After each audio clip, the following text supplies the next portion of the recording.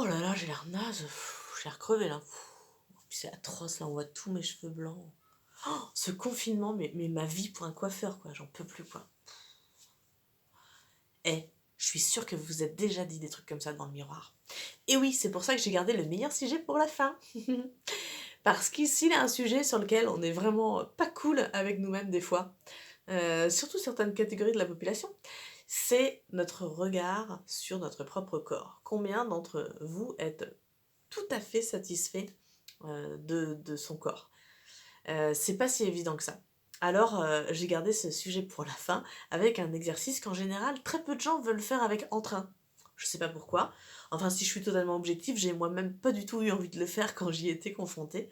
Mais je dois reconnaître avec le recul que il est assez fort. C'est le fameux exercice du miroir. Oui, oui, là je sais, vous vous dites non, c'est pas possible, no way. L'idée c'est de commencer un peu progressivement. C'est déjà, si tant est que ça vous pose un problème, hein, bien sûr, c'est pas forcément le cas, mais de vous mettre devant un miroir en pied, si c'est possible.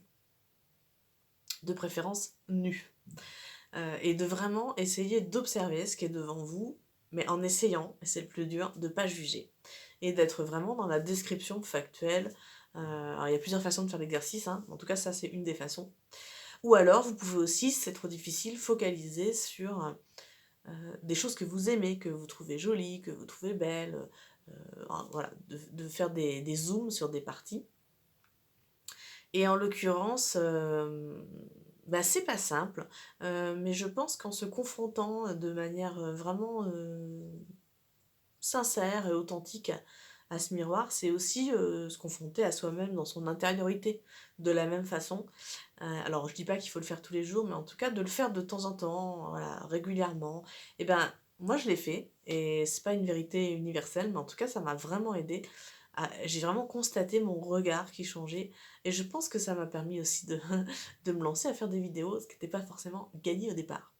Donc voilà, peut-être que ça vous parle ou que ça vous parle pas, mais le miroir, ça peut vraiment être un moyen de travailler sur soi, sur ce regard souvent très sévère qu'on a sur nous-mêmes. Donc comme d'hab, ne me croyez pas, à tester si ça vous parle ou pas, sinon, bah, prochain conseil, à la prochaine vidéo. Ciao!